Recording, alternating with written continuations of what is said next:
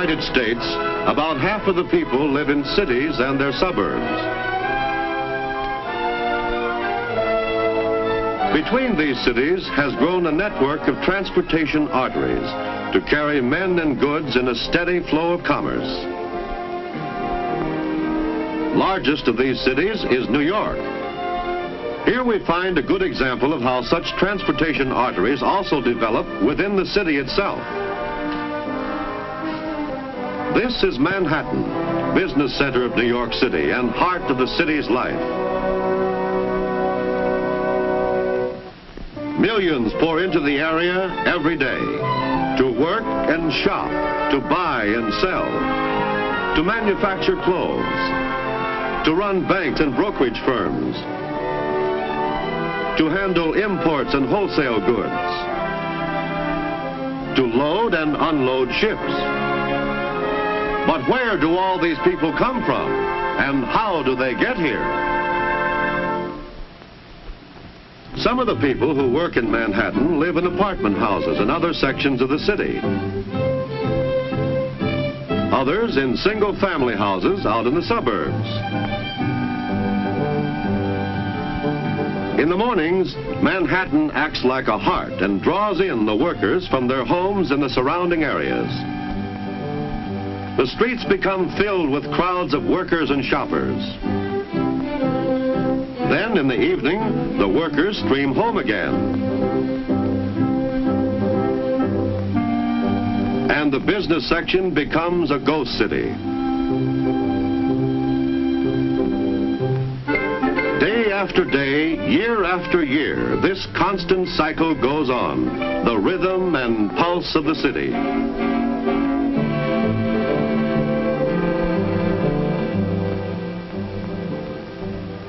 When work is over, New Yorkers, like people everywhere, seek places of recreation. Sometimes they go to Coney Island, or more distant beaches, or Broadway, or just relax at a ball game.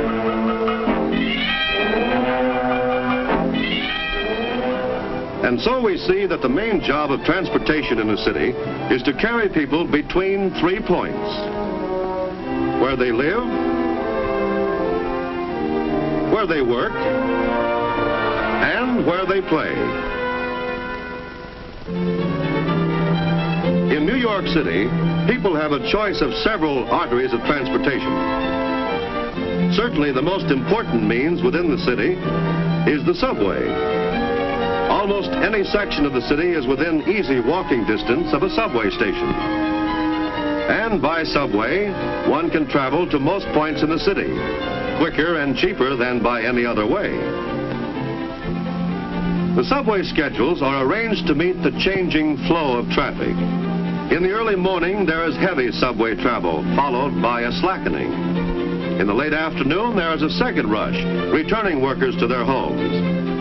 At night, the load grows lighter and lighter.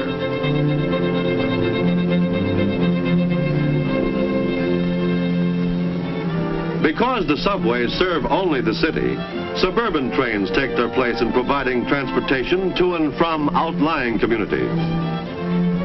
Since these trains serve a larger area with less people, the fare costs more and there are fewer trains.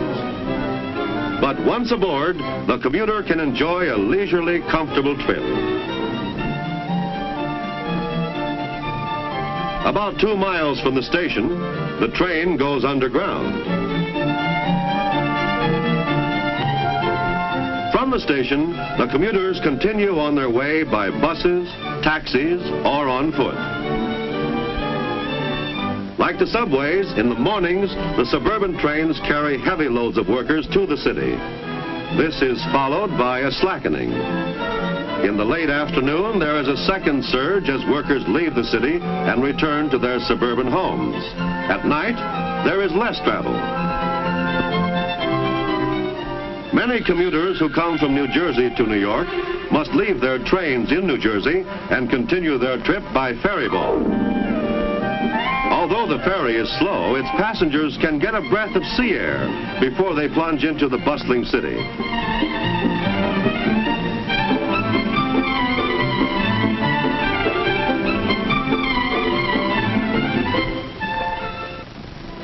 New York, the bus lines form another important artery.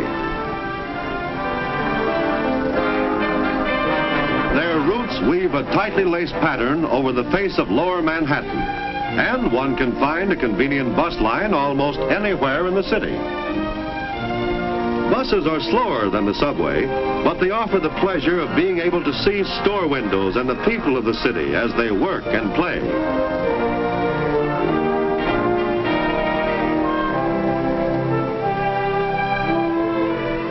Suburban buses serve the outlying communities. When these reach the city, they usually transfer their passengers to the subway, which is faster. But of all the arteries of New York, perhaps the automobile routes have created the most problems. To provide easy travel in New York, many natural obstacles had to be overcome. For one thing, bridges had to be built to Manhattan, since it is an island surrounded by broad rivers. With the development of steel cables, modern suspension bridges became possible, and during the last century, one bridge after another has been built across the rivers.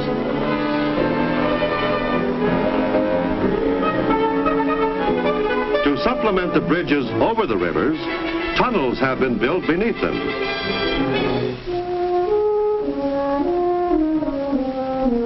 Together, the bridges and the tunnels make possible a steady stream of traffic in and out of Manhattan.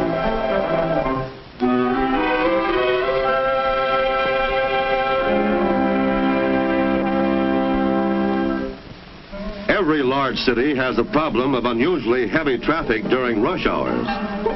As a solution, many streets are one way. Others have restricted parking zones, and parking buildings keep cars off the streets.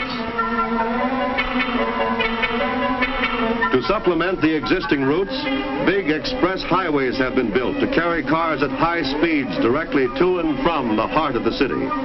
The intersections of these express highways are designed so that cars may enter and leave without disturbing the flow of traffic. To serve the people in the suburbs, a network of parkways has been built. These allow cars to go swiftly from the far suburbs to the very heart of the city without interference of cross traffic.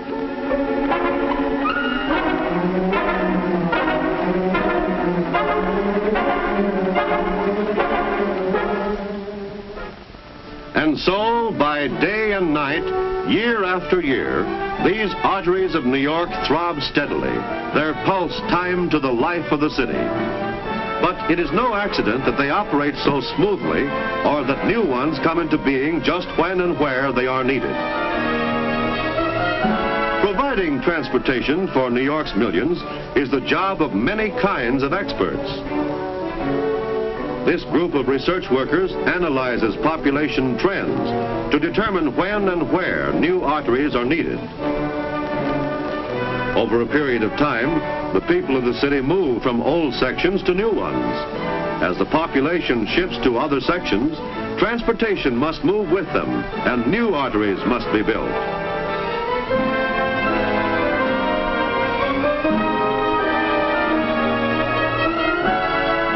With the development of new sources of power and faster transportation, there will be new problems to solve. But New York, like all progressive cities, is studying and planning today to provide the arteries for tomorrow, through which flow the lifeblood of the city.